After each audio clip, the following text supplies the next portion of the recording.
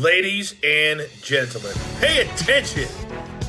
This is your boy, the coach from the WWE. I would like to welcome you to the very first wrestling podcast in the world to take you on a weekly deep dive into classic matches along with legends of the squared circle.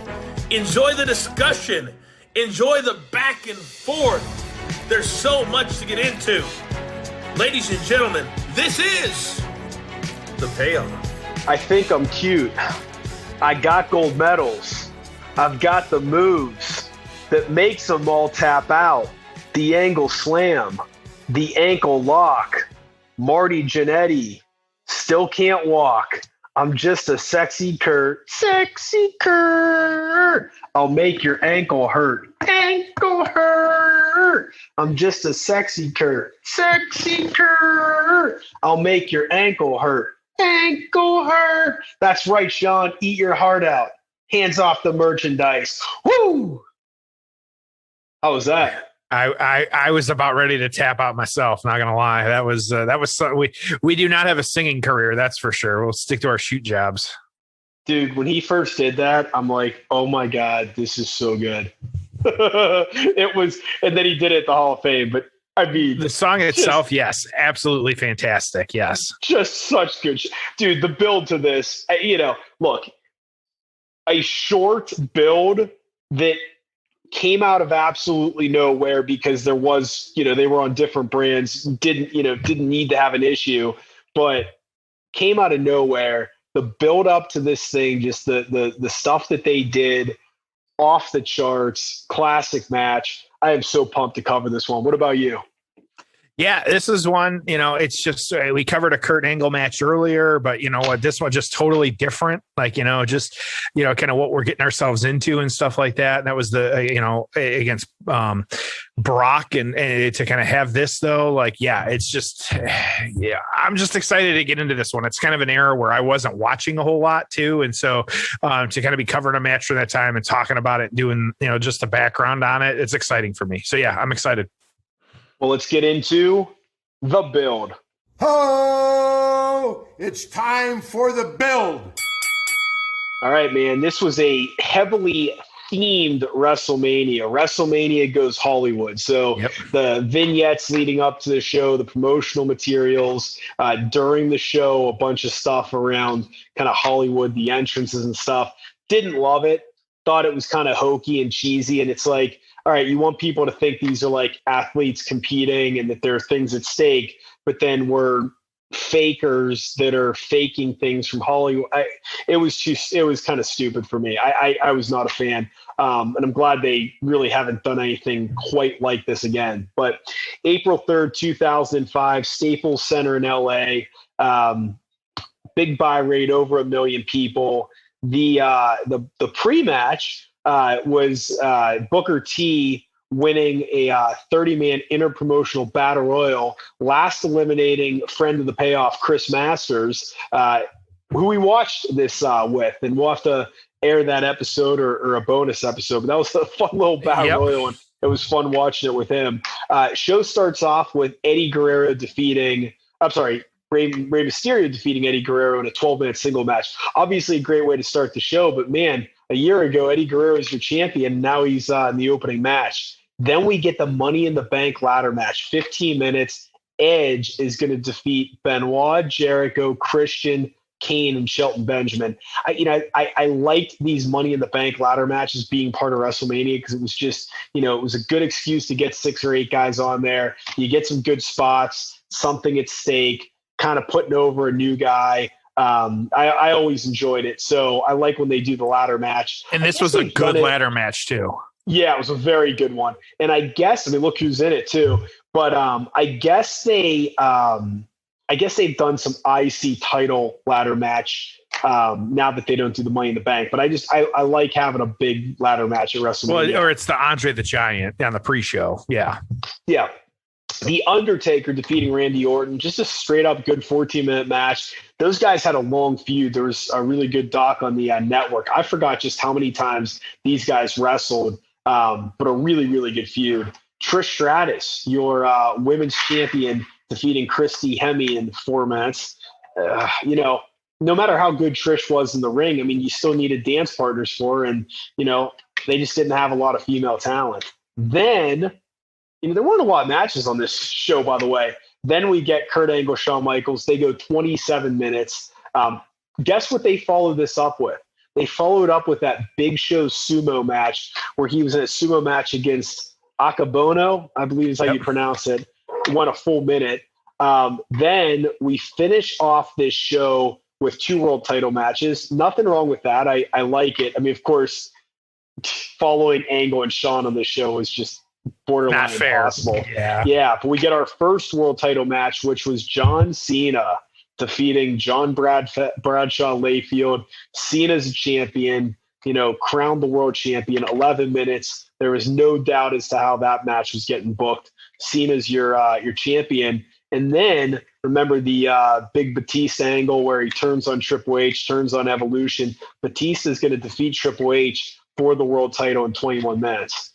But no doubt what the best match on this show was. Yeah, not absolutely. Not even close. So a lot to talk about during the match, and we'll have plenty of time. But I know it was a short build, but again, how did we get to this match? Because everything they did was awesome from what I remember. Yeah, I actually don't like this is probably one of the, I say, shorter build notes that I've had to write. And so just kind of interesting. But so you had Royal Rumble just a couple months before WrestleMania here. You had Kurt Angle attacking Shawn Michaels after Michaels eliminated him from the Royal Rumble. He gave him an ankle lock on the outside, just kind of, going at it and stuff like that. And so the next month after that, then you have No Way Out. Angle actually ended up losing the number 1 contender match to John Cena, which is how John Cena ended up in the main event.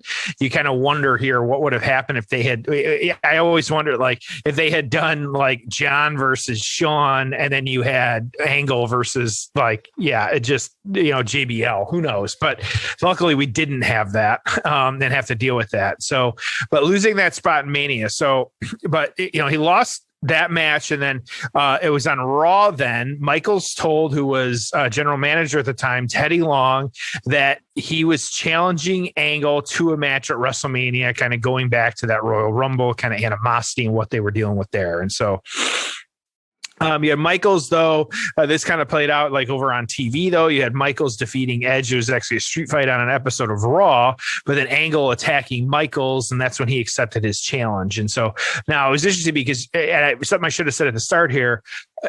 Angle was a SmackDown wrestler and Michaels was a Raw wrestler. So you had a little bit of crossover here and stuff like this as this was kind of playing out and things like that. So the Michaels Edge fight took place on Raw. And so Angle came over and attacked Michaels and accepted the challenge there. But then on SmackDown, Shawn Michaels, attacked Kurt Angle and they brawled and they had to deal with that. And so, what it boiled down to was the Angle was claiming that he was better than Michaels. He said he would, he could do everything that Michaels did, but he would do it faster. And so interesting how it played out, kind of going back down memory lane on some of this stuff. That he won a ladder match and, kind of mocking Michaels in the win from WrestleMania 10. And then, beating and challenging and beating Marty Jannetty, of course, Michael's former tag partner, getting Jannetty to tap out on that one.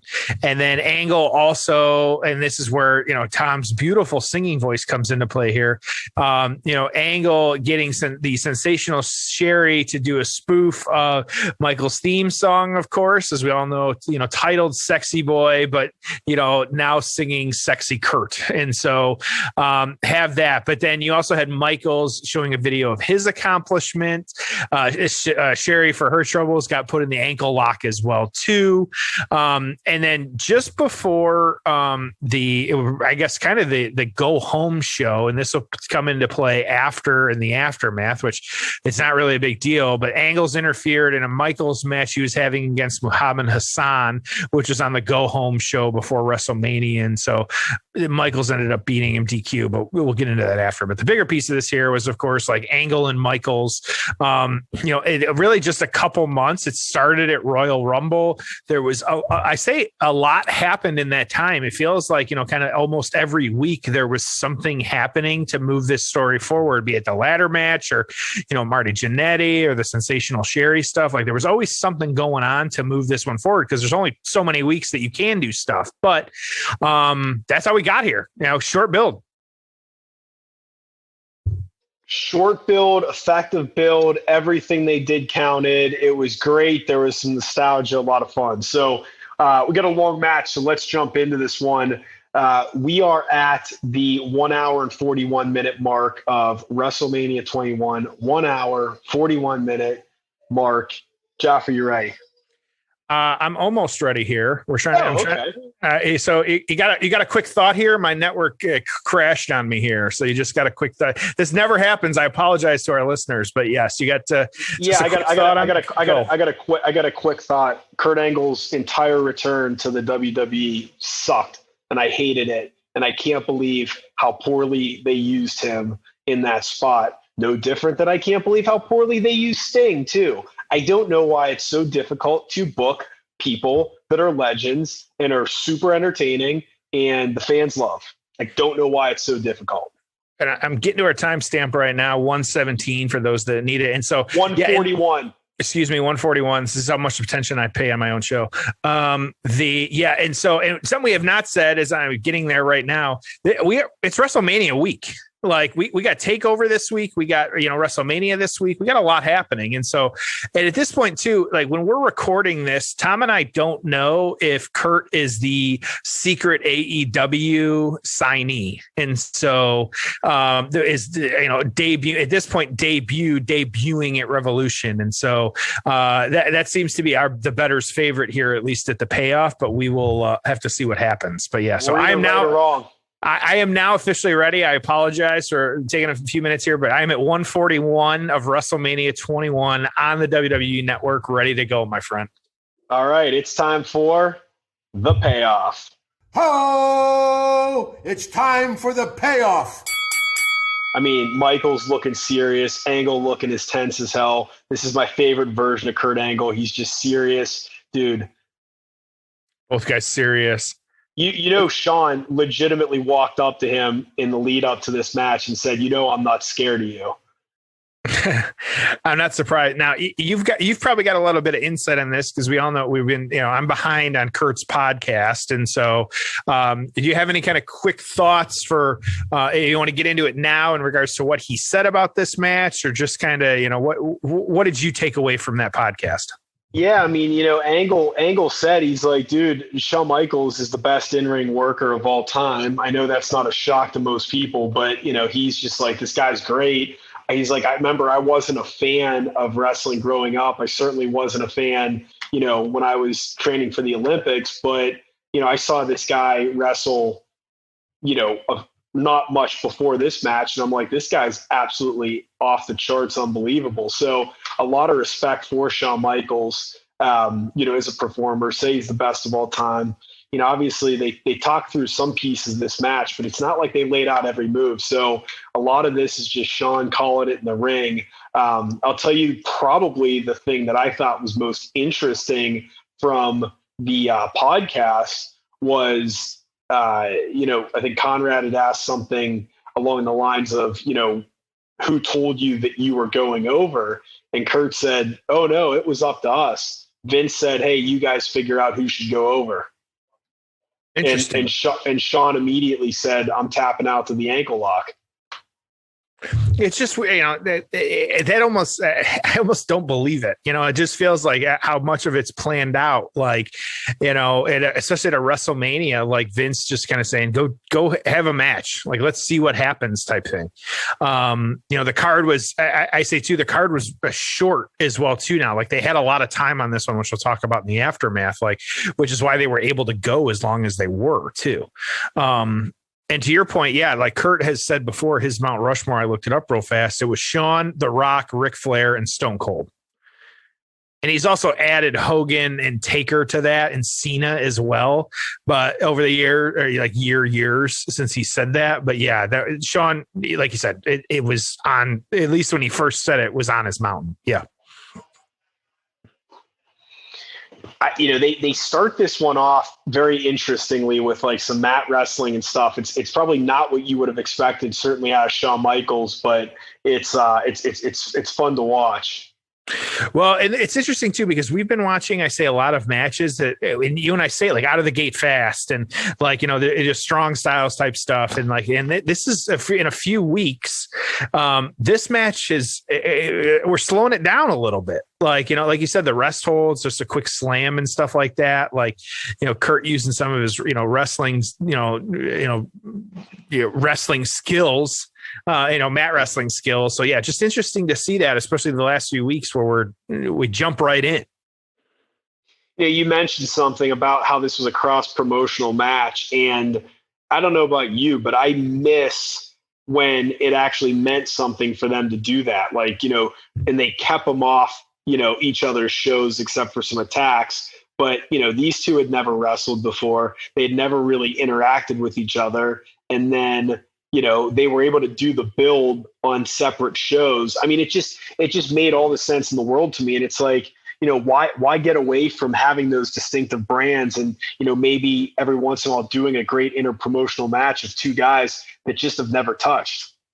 Well, and it goes back to like you've said it over the last couple of weeks and just over the course of us doing this show. Like, why are they overcomplicating so much?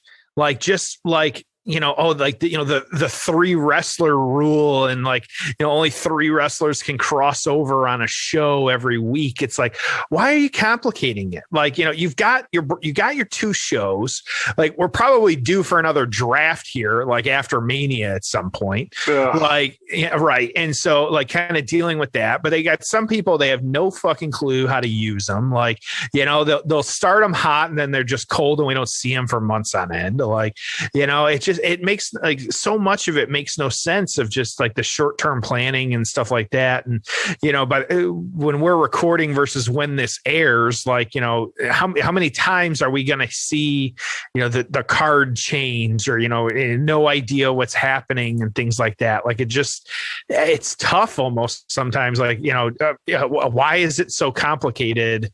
I say, why is it so complicated to put a story of a wrestling show together? Like, yeah, we can armchair it from here pretty easy, but, you know, it feels like it shouldn't be as complicated as it is, at least.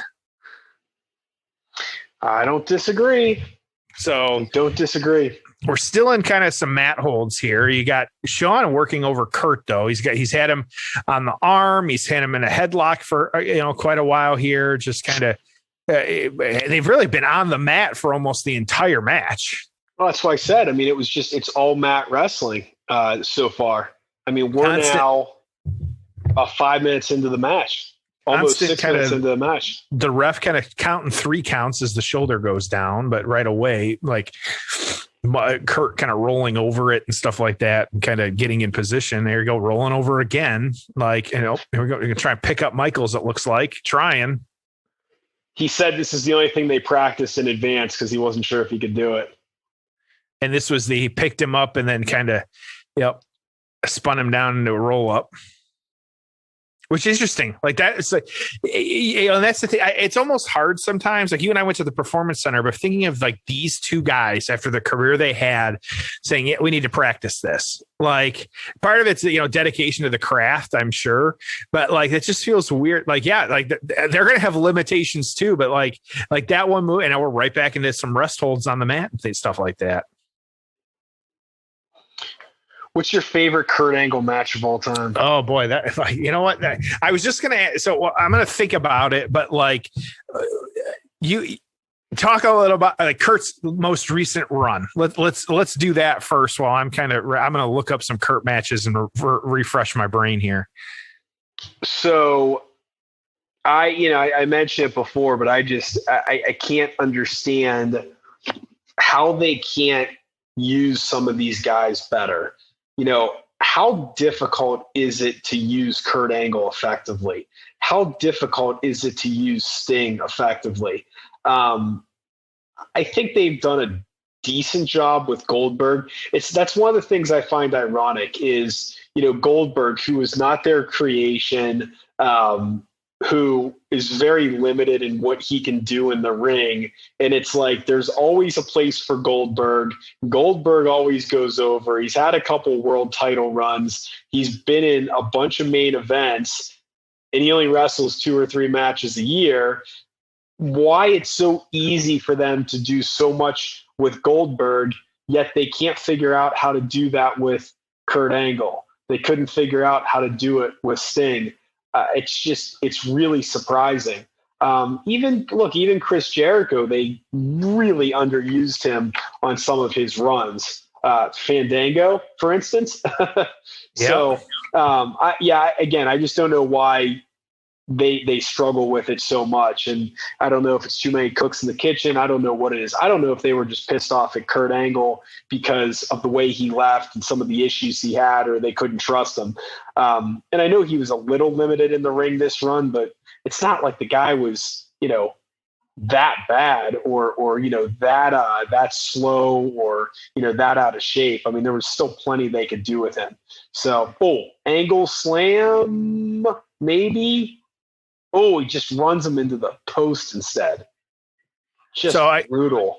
I don't think I have necessarily like a favorite Kurt Angle match. Like, I of course remember like, some of the storyline things he did, of course, the milk truck and all that. I kind of looked up real quick, and it's one we actually don't have on our list. I feel like every week we say this, but one we're going to have to add to our list.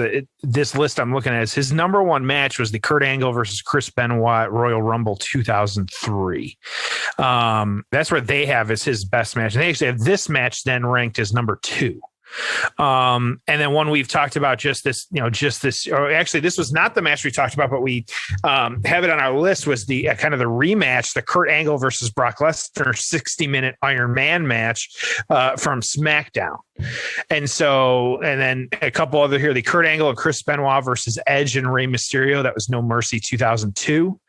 And then Vengeance 2002, Kurt Angle versus The Undertaker versus The Rock. And so he said it almost funny to, the different matches that he's had with different people. And so then 6, they had Kurt Angle versus Eddie Guerrero, which was WrestleMania 20, Kurt Angle versus Stone Cold, SummerSlam 2001. And then the most recent one they include was the Kurt Angle and Ronda Rousey versus Triple H and Stephanie McMahon from Mania 24, which was just 3 years ago. So there you go. There you go. That's how you use Angle. That one was fun. I thought that was a very good match. I thought it was entertaining. I really enjoyed that one a lot. And Ronda was the best one in the ring. And so, and kind of and working that. But that's when, if like putting over, and then they have Kurt and Shane McMahon as well, too, which we've talked about. And they have the famous glass shatter. Remember Angle's actual first match back during that run when he was with the Shield?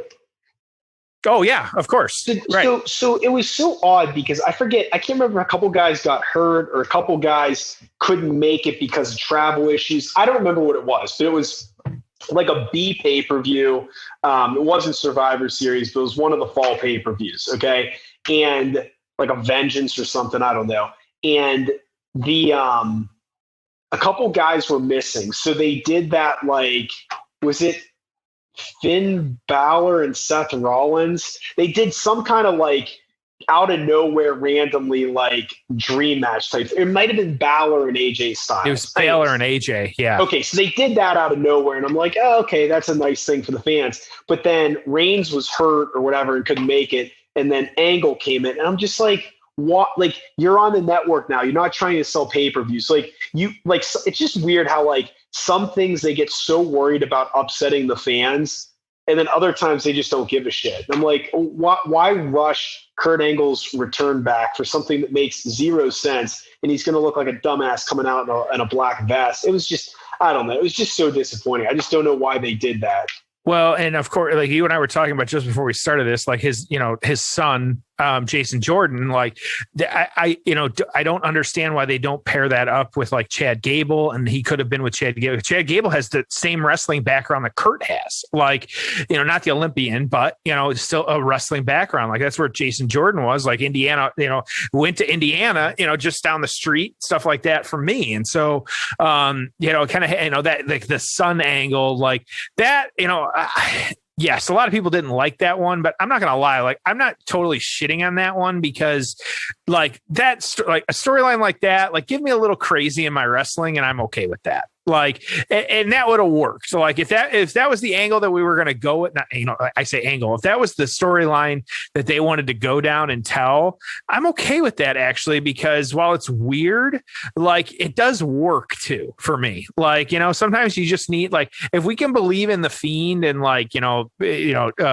Alexa can make, Randy Orton spit up blood or whatever it is. Like we can believe that, like, hey, Kurt Angle, yeah, he's got a son, and he played it up so well on social media.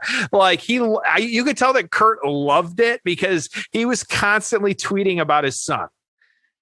So I don't get it. And so, he's another one, like he buys into his characters and it just works. Like, but then you get other situations where, it just doesn't make sense. So these guys, we had a little action outside of the ring. They're still kind of going at it. You got Michael sitting on the top rope, kind of Kurt getting pushed off. But these guys, I'd say these guys are just starting to get cooking. You got the Michael's up on the top rope now, standing up, everybody on their feet as well, getting ready really for good it. Crowd. Ooh, and Mike and Angle rolling out of the way. Yep. There's some great HBK pants, by the way. Just love the classic black, red, and white. And that was, I always say, one of the reviews. Right, so angle strap coming down. One of the reviews I was reading said, like, it's unusual to watch Michaels wrestle in the chaps. Like, okay, I just kind of went with it. So straps down, but Kurt, huge bump to the outside. I know I say it, but like how those guys don't get hurt more doing that. Oh my gosh, yeah, crazy. That, like, those bumps, especially those ones where they rip it on the outside, like it just looks so painful sometimes. Like I can't imagine. Yeah. All right, so Shawn on the top rope. Boom, hits a cross body. I don't know why, but I like that. Nice cross body there. Both guys out. I mean, just a great match. They went about three or 4 minutes over their allotted time on this one. They went over, but I think that they were okay with it because like the card was a little short at this point too. And so, even as the total, we're like looking at like kind of pay-per-view, we're shy of 4 hours for all of this. And so these guys going a little long was okay. Oh, here we go. This is such a good spot right here. So Angle's trying to hit the suplex off the apron. HBK's holding on. I mean, you've never seen anything quite like this before. But trying to hit the German off the, off torquing the apron. back. I mean, look how stiff this is. I mean, this isn't like. I mean, this is like as stiff as you can do that basically. So Shawn is able to break it. I mean, what a cool spot that was. Do you think having a SmackDown ref instead of a Raw ref helped Angle? I'd say it was maybe 60-40, helped him out a little bit. Yeah, I wonder if they flip a coin on that. All right, so Shawn was able to buy himself some time, kicks down Angle. He's still in the ring. Angle's on the floor. With kind of the low blow, if you will. Kicks off Angle onto the table. Moonsault onto Angle. Table doesn't break. No, but he kind of sold it well, though. Either way, it's all right. Brutal. All right, both guys are out on the floor. I got one for you. The Marty Jannetty Kurt Angle match. Okay, so obviously the theme of this is Kurt Angle says, I can do everything you've done. So Marty comes out and they, Kurt Angle and Marty Jannetty. I mean, Marty hadn't been on TV in years, had a really, really good match. And it wasn't the only time that Marty came back. He had a match with Miz a couple other times over the years. But you forget Marty Jannetty was an excellent in-ring worker. If he had his, wits about him a little bit more, he was every bit the in-ring worker or close, at least, to Shawn Michaels. But obviously the character wasn't there. The, desire to be great, keeping your head, screwed on straight wasn't there for whatever reason. But I mean, as far as just in-ring work, Marty Jannetty was just so good. So him and Angle had a great match. And then of course, Marty, and Shawn joined up to form the Rockers for one night only. They came out to their theme music, but they did not wear the Rockers garb. I guess Marty did because that's all he ever wore in his career. But right. I would have loved to have seen Shawn come out in a Rockers outfit. So here was a review on that match, actually, that I just found. Angle Jannetty one. Yes. Okay. Holy crap, I did not expect the match to be booked this well. The first portion of the match was very well done with lots of great chain wrestling and smart counters. Then it went into smart groundwork from Angle while Jannetty fought off every chance he could. Then it evolved once more into a very heated exchange of moves and counters until Angle was able to hook the grapevine ankle lock, forcing Jannetty to tap out after doing everything he could to escape. One of my favorite TV matches so far in 2005. And if anything, this shows Jannetty in his mid-40s still has fire in him to be a good performer in the WWE. It's just a shame they could have never figured anything out. I mean, the Rockers feud should have been excellent, right? Because, I mean, it was great. I mean, how he turned on him was great. That should have been an awesome feud. Then they should have figured out something with Marty, What could he have done? I mean, he could have been, an up-and-coming IC contender as a baby face. Maybe they eventually turn him heel. Maybe him and Shawn even form a little bit of an alliance, as heels. I don't know, but it's a shame that we were never able to really see Marty even come close to his full potential. So now Shawn going back up for another elbow drop. Again, both guys just beating the shit. Kurt Angle's bleeding out of his mouth. I mean, this is just a great match. Elbow drop. Not sure if Shawn has ever beat anyone with that elbow drop. But he didn't even go for the cover. He's in the corner now. Looks like he might be tuning up the band.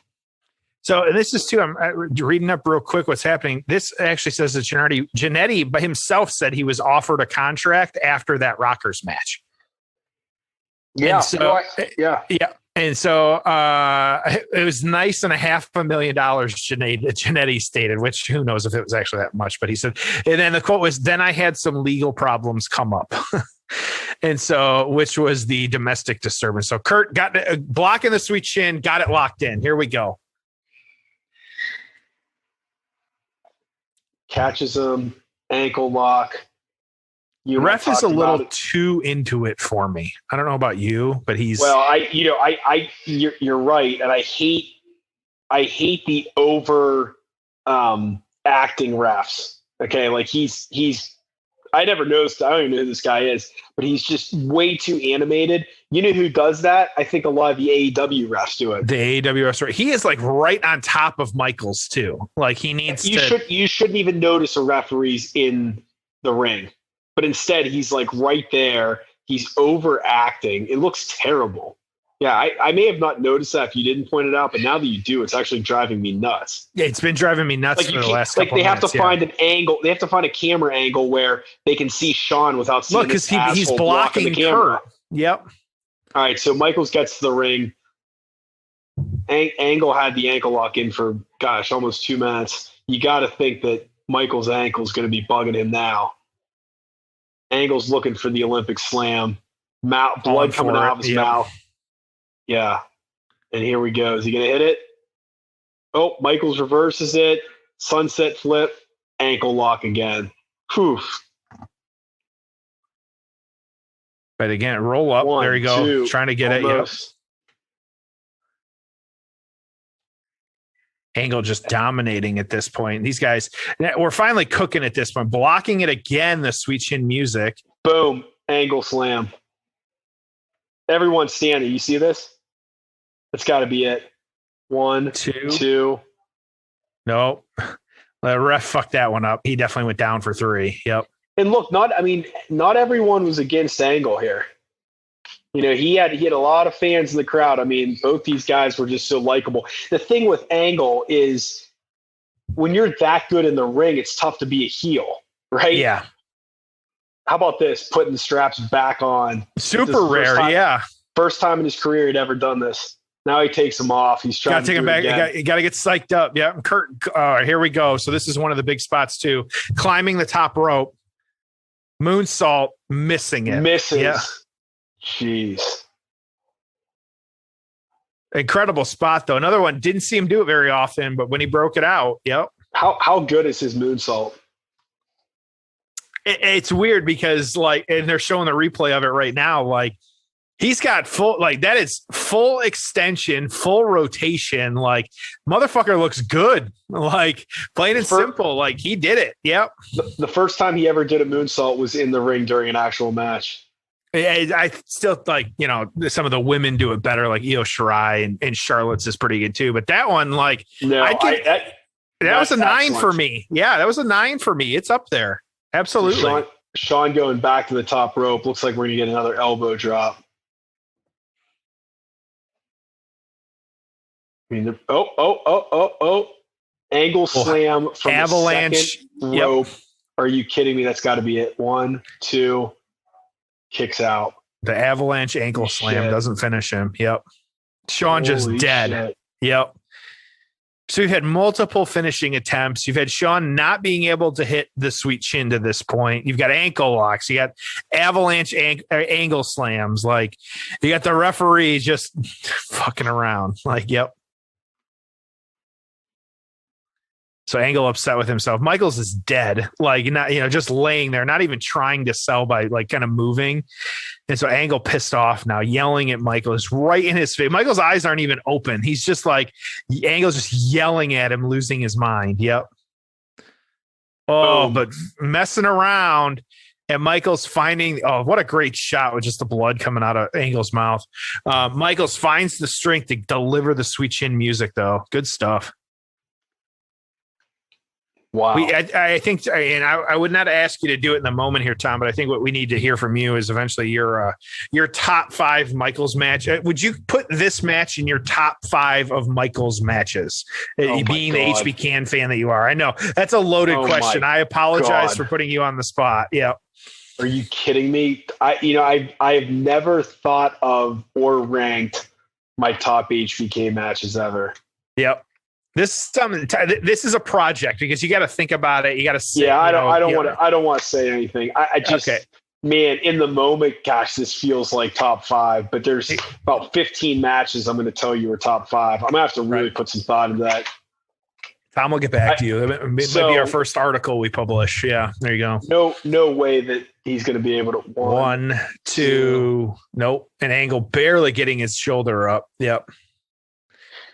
I still, man, the first Shawn Taker match is still the best of all time for Shawn. I'm sorry, which one? The first Taker match. Oh, yeah. Okay. I mean, I was there and I'm just like, that's the greatest match I've ever seen in my life. That was just incredible. So both guys just dead in the ring. Yep. Absolutely shot. Michaels couldn't get him with sweet chin music. I mean, look at him. I mean, this is what solidified Mr. WrestleMania. 19 against Jericho, 20 against Benoit and Triple H, 21 against Angle. You had the McMahon match, you had the Flair match, you had the Cena match, you had the 2 Taker matches. And so here we go. That's his comeback. Yep. That's his comeback. I mean, I'm just saying those matches I just said, that's the after retirement, my back is shot. Those are the WrestleMania matches he had. And they were all excellent. I mean, this one obviously stole the show. I think the Jericho match stole the show. Both Taker matches. The McMahon match was fun. The triple threat in the Garden main event, that was the best match on that show. Jeez, look at him. So, Kurt just breaking it, just incredibly locked in. Michael's just dragging toward the rope. Angle dragging him back to the center of the ring, and Michael's losing his mind as he's got it locked in. Oh, what a sell job! Like incredible. And the ref getting in the way. Yep. Drag it back down to the mat, and Kurt just has it locked in.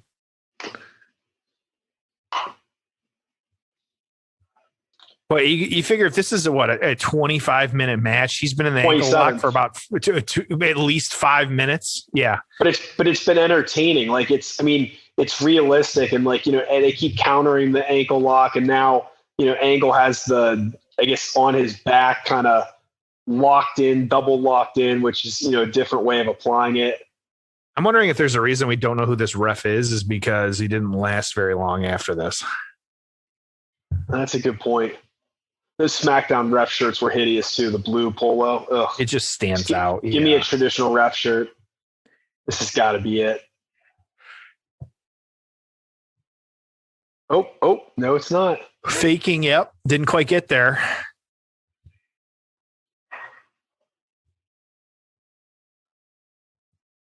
I mean, he has it on the camera angle. Oh, there you go. There's your tap out. Yep.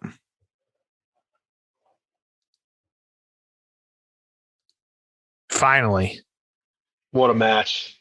What a fucking match. All right, Jeff, let's get into the aftermath. Ho! It's time for the aftermath.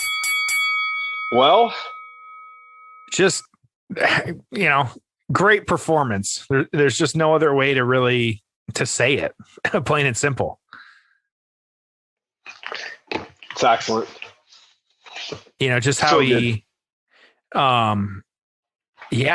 just out there, like the in-ring work is damn near perfect. Like, from the holds and just the selling, this is one of those where you put two guys in the ring that know what they're doing and you just get magic sometimes. And I think that's what we're just seeing is you just got some magic. Yeah. So Angle leaves first, and then HBK is going to get the standing ovation. So, it's just one of those matches where it doesn't matter who won or lost. They both come out bigger stars, and nothing wrong with that. So just fantastic. So there really wasn't much after this match, right? Yeah. So talking the aftermath, kind of what happened here, you actually had Angle defeating Eddie Guerrero. There was actually a tournament to determine the number one contender for the WWE Championship. And so Angle beating Eddie at that point, but there's just some nonsense on this one. You had that, Angle and JBL again. So kind of in this, this card as well too, interfered in a tournament match between Booker and the Big Show. Angle really kind of feuding with Booker for quite a while at this point. You had him actually, as I said, kind of harassing Sharmell. There was a super weird segment with him wanting to have bestiality sex with Sharmell. It's just really kind of weird stuff. Kind of him talking about getting his privates fondled and things like that. And so it kind of went a weird angle, but this is just kind of some of the stories they were going at that point. But for Angle, this led to a Judgment Day match. Excuse me. So that was late May of this year or that year, Booker actually beating Angle and then losing again in a rematch just a couple weeks later, which was just on SmackDown, which ended their feud. But then you had these two actually, their feud resuming, actually, these guys kind of going back at it a little bit because Michaels drafted to Raw at this point. And so, Angle being drafted to Raw. And so what it was. So these guys having a match at Vengeance, which was the following pay-per-view after that. So just two pay-per-views after they had this match, it kind of went back at it, but that was really it. Like Angle's lost to Michaels on that one. And then you had the start of the Kurt Angle Invitational. And so that was when he had the feud with, kind of Eugene not submitting, and then them having the match at SummerSlam where Angle defeating Eugene. It was over his medal. It was just weird. That was a weird storyline on that point. And so as we said, it just at the build and just at the start of this one, you had Michaels, though, that match with Muhammad Hassan, but then him, it was actually the night after this one, Muhammad Hassan and Daivari assaulting Michaels. And so there was a handicap match between them. Kind of Bischoff at the time was general manager. And so, refusing to allow him to have a handicap refusing to let him have a handicap match against Hassan and Daivari. And so this is when Hulk Hogan came back, actually. So you had Hogan and Michaels at this point. And so, just kind of having that. And so, and this is, of course, where as well, they had teamed actually a couple times. They took on Carlito and Kurt Angle. So there was a tag match where part of this, I say, feud as well. And they were doing that. And so, just interesting, in which I say not the culmination, but just the feud itself was kind of over, but they kept having matches. And so it was actually later that 2005 where the two of them had a 30-man Iron Man match. It was a 2-2 draw. And so an Angle walked out. And so they had just, the feud itself never really I would say there wasn't this super long, story to what they were trying to tell. They just had a lot of matches, be it Hogan was involved and it was a tag match, or, you had this Iron Man match, kind of a throwback to some of the stuff they did with the ladder match. Just, they were as I've said it on the show before, they were just kind of in each other's universes for a while and had some different matches. Yeah, you see Kurt win this match and you see just how awesome he was. Not that we didn't already know that, but it's just hard to imagine they didn't do more with him after this, and I think part of it was the behind the scenes issues and challenges he was having, but it's a shame, man. You watch that match and you're like, well, gosh, they should both be world champions, and neither held a world championship again. Yeah, absolutely. So Angle may have. I'm not sure if he did again after that, but you get my point. Is it's just well, and this also proves too, I think, because you and I have said it a lot on the show, you more than me, you don't need the belt for everything. This didn't need a belt. Just put on a great match and fans are going to watch it and appreciate it and think it's great. And so, you don't always need to throw that on someone to have a good match, plain and simple. So agreed. So where we're at on this one, you had Kurt was number 5 in the PWI, Shawn at 34. This was the match of the year for 2005. 411 Mania on this one. Again, so this is widely considered one of the greatest WrestleMania matches in history. It's for good reason. I love every second of this match. Kurt Angle was absolutely vicious in his assault on Shawn Michaels' bad back. The Angle slam into the ring post was sick, and each time Angle targeted it, you felt Shawn's pain. Shawn's desperation came out in things like a low blow and a springboard splash onto a table. There were some incredible counters in this. You'd think they had wrestled dozens of times before, but it was their first meeting, which just seems crazy, but it was the first time they locked up. So the drama got ramped up late as Michael survived an ankle lock, angle slam, and avalanche angle slam. It frustrated Angle to the point where he fell victim to a glorious sweet chin music. The final 5 to 10 minutes are some of the best wrestling you'll find anywhere. Angle locking in the ankle lock, the ankle lock to the point where Michael's kicking him away wasn't enough to break it. It was just spectacular. It just felt different. Michaels fought for as long as he could, but he was trapped and had to tap out after 27 minutes.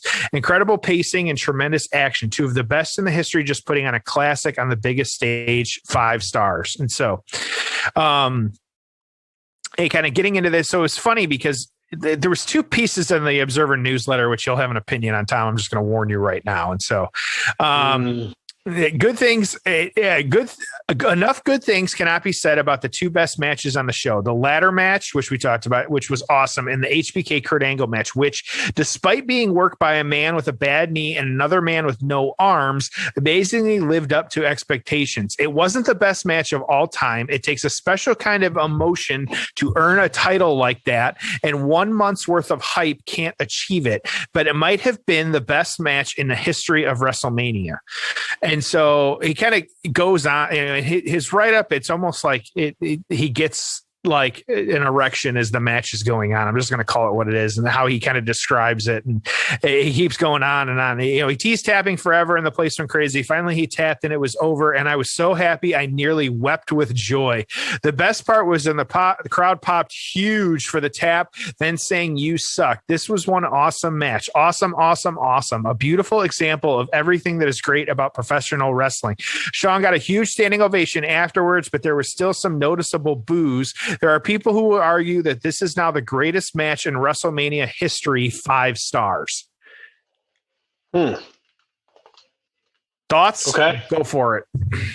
So, not much I haven't already said. I've got this at a 9.5.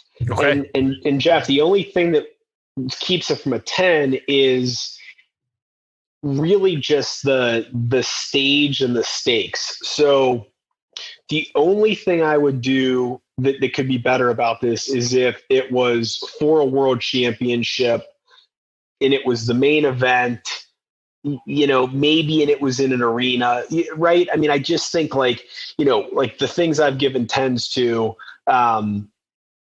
typically are like that. Like I think a 10 is, Hogan Andre, because of the stage and the significance and the visuals. So the only thing, again, that keeps this from being perfect to me is there wasn't the world title, but that's really it. I know it's like, well, what does the title matter? It's just a prop. I get it, but you know what I mean? It's just like, this thing needed to somehow be bigger. And it was just a personal difference for a few months, kind of interpromotional dream match type stuff.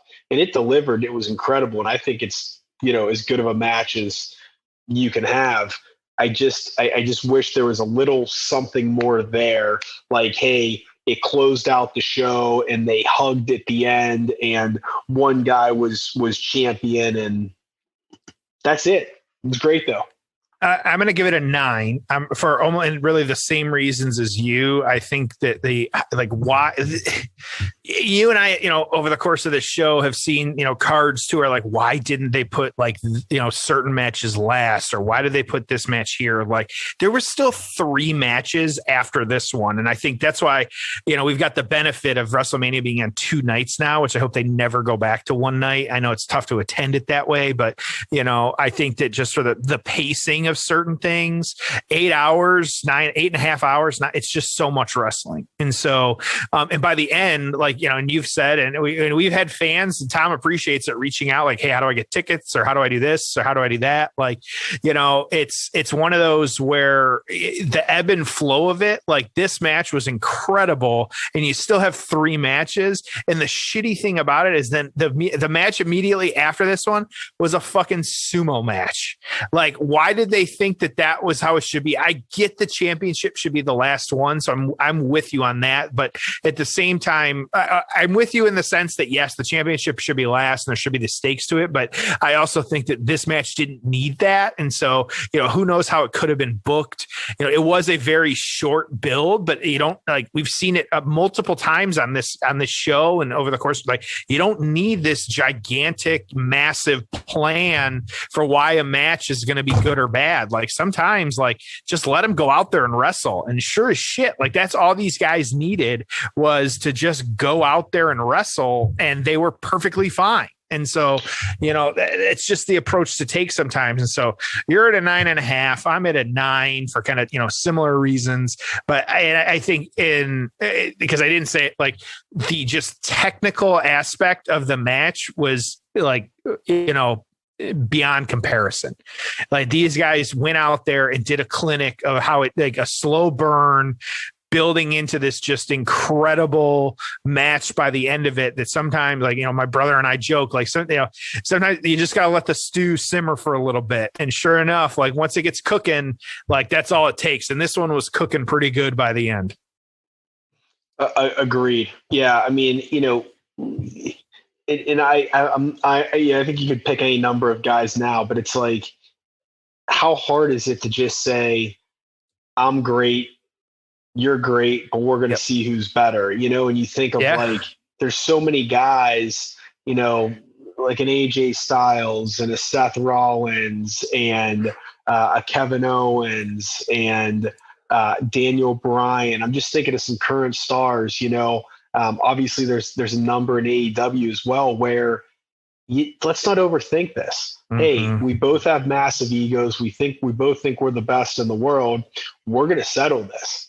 And along the way, we're going to cut some promos on each other, and we may take shots at each other based on our past or whatever, right?